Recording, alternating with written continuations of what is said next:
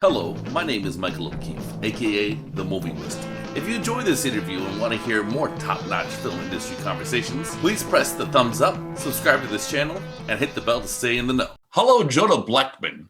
Please introduce yourself to my audience. Tell me a bit about yourself. Hi.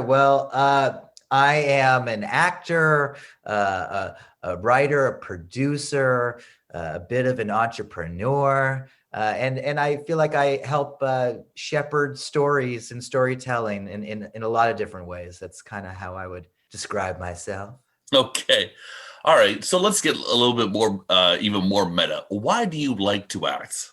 I love to act because I love to feel things. And I also like to be seen and heard. And I think that because I guess have some level of an empathic response, that has shown to be helpful to allow other people to feel things if I'm letting myself feel things. And that is an incredible way to connect and to support and be of service here on this planet. 100% agree with you. You're preaching to the choir. What was your road into acting and showbiz? Well, I started very young. I started dancing when I was 3 years old and working and continuing to dance professionally as a child with the San Francisco Ballet by the time I was 6. And I was doing commercials and community theater at the age of 8, and training specifically for film and television starting at 11 years old. So I have really been in this business my entire life. It is just, I don't know. I mean, it's literally just been my entire life.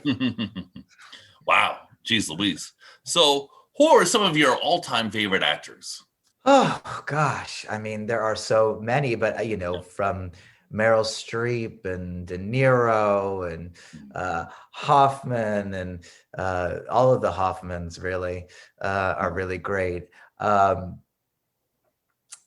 Jessica Lange, and I know. I mean, I connect with kind of just Kate Blanchett. Leo is wonderful, and I've gotten to work with some of my favorite actors.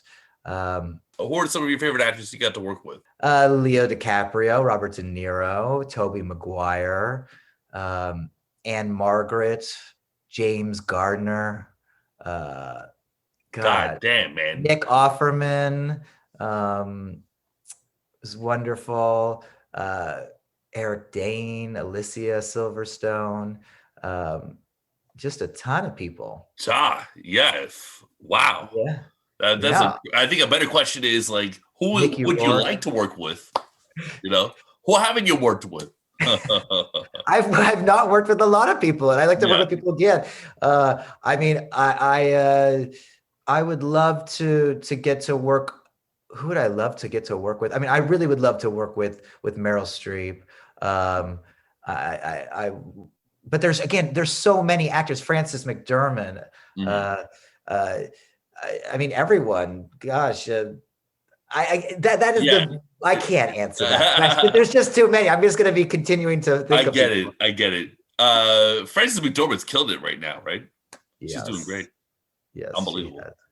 Yeah. Oh, okay. So, what do you think people will like about Swan Song? Okay, Swan Song.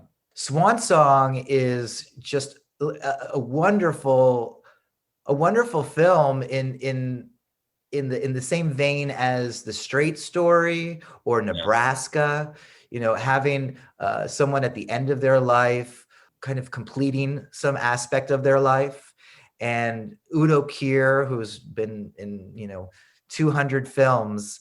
This is really his leading role, and just a wonderful portrayal of a man who is really trying to complete his life in some way, and with all these wonderful characters, and the performances are fantastic in the film. I work with Jennifer Coolidge and Udo, and Michael Urie is in the film, as well as Linda Evans from Dynasty has come back after 25 years and to play a wonderful role in this. I just feel like there's just so much heart to this story of this man who travels in this. I guess I'm kind of being general. I could be more specific. He was a hairdresser. He's now in his late 70s. His greatest client, who basically ousted him 30 years prior during the AIDS era, has died and has requested for him in her final will and testament to do her hair. And he hasn't again seen her in 30 years. And that is what is being asked of him. And it's just a wonderful, it's a wonderful tale coming, finding redemption and forgiveness and also humor. As an Udo Kier fan, I loved seeing him be funny. Yes. And he's really. Did you get to see the film, by the way? Yeah, of course. Oh, okay, you did. Yeah. Okay, great. Okay, sorry. Yeah. I thought because it's like a sweet movie. It's very nice. It's very funny, but it's Udo doing it. And exactly. And how odd is it to have Udo doing comedy of any sort, right? He's just Mr. Serious drama freak show man. But it really gels. It's it's definitely I don't know, whoever made that casting decision. Maybe they were going out on a limb, but the elements gel together. It's not a contrived sort of thing. It totally works. What was it like to be around Udo on this shoot? Udo is lovely. I mean, he's such a consummate professional, and he obviously was carrying the film, so he had a lot to focus on. And he's in his, I think late 70s. I think he's at this point too. So, yes, he is an older gentleman. But he was working every single day, and we have our scenes, myself and Jennifer. We had a short period of time with him, and Jennifer has a whole other kind of style that's different. So it was really wonderful to sort of be amongst these different styles, really, of actors. One who's more committed to the words, and one who's more committed to improv, really, in a certain way, and seeing how that mix. So it was exciting to be really around both of them. But Udo is just, he's very generous and very considered, and he was very calming on the set. So, and really focused, which was really appreciated. Great. So I'm going to do sort of a speed round. We're going to talk about some other projects you've done that I haven't seen. Okay. So you tell me about Pet Peeves. Okay, Pet Peeves. Pet Peeves just launched on Reverie, the Reverie network. I play a pet psychic, pet clairvoyant who's newly out of prison and trying to re-up my career. And it's really the insight of all these sort of eccentric pet owners and what their animals are trying to tell them. And we all of us who have animals certainly, are we aware of all the things our animals really know about us? And so this is a dark comedy series that's really fun and just now available on Reverie. Well, I'll check that out. That does sound like a lot of fun. And I think as like a dog owner, we all have our dog voice. Yes. You sort of speak to the dog, but you're trying to pretend that you know how they're thinking. So that's fun. Oh, yeah, for sure. Definitely. Okay. So did you doing the horror movie Claw? Oh, yes. Claw. This is like a crazy, ridiculous, kind of comedy thriller horror film, because you've got a dinosaur in modern time who happens to be at this in this this is the journey of a guy and a gal who are friends, kind of on a bit of a road trip, and stall out at a sort of a empty old Western town, kind of fake Western town. Mhm. And as they are stuck there and getting their bearings as to what they're going to do next, of course, there is a dinosaur. And Of so course. Right? of course, there happens to be a velociraptor there, and them dealing with that. So this was just a fun kind of hysterical film, but it did get picked up and is going to be in, I think they said, like 250 theaters Jeez. in the fall time. So yeah, that was just a fun romp of a dinosaur Yeah. film. Sounds like okay. All right. What is another gay movie about? I imagine it's some sort of spoof movie. What is this? Yes, another gay movie. My gosh, this is sort of a cult classic.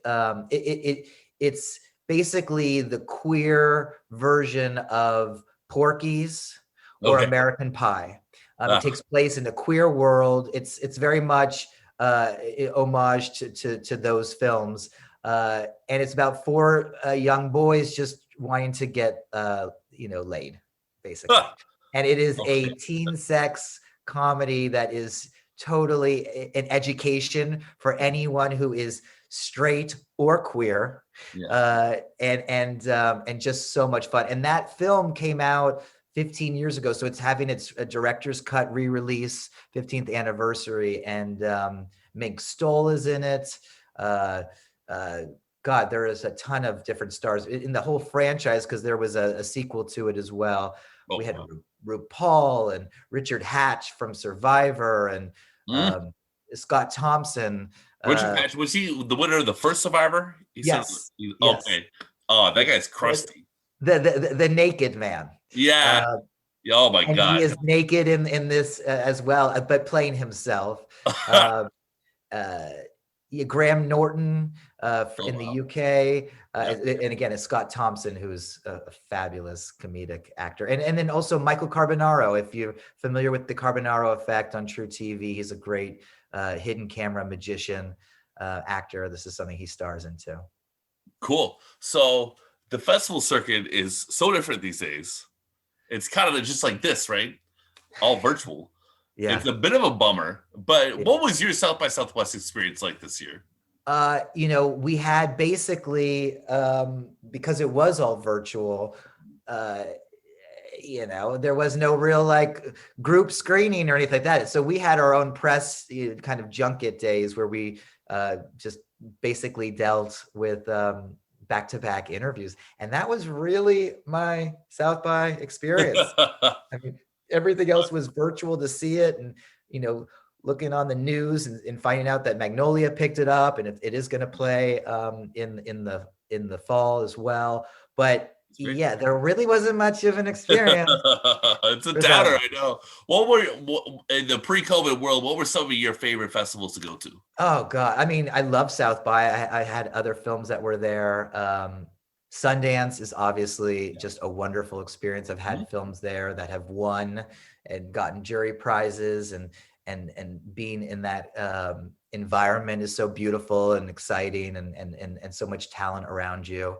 And also Tribeca, I another gay movie first premiered at Tribeca, and that was a wonderful moment in its time. I've had a couple of films that have played at Tribeca, and being in New York and amongst the literati. I don't even know what is that term. Just all the cinephiles Yeah, was. I love that festival. Yeah, I mean, the biggies are yeah. fun. Okay, that's good stuff. All right. Jonah, thanks for your time. I really appreciated talking to you today. What do you have planned for the rest of the year before I let you go? Oh goodness. Um, well, I'm prepping some other work that I've written actually to produce and to star in, and that's a big part of my focus this year. Um, there is a wonderful director, Victor Grodecki, who has me uh, once in Prague, these two films that I'm set to be in, and hopefully we'll be shooting that this year. It's been sort of on and off, but that'll be really exciting to participate in, and I'm hoping just to keep working. I hope as more COVID things relax, there's more productions that are going in, and I'm looking forward to playing with more artists. Okay, well, we'll stay tuned, and thanks for your time. Thank you.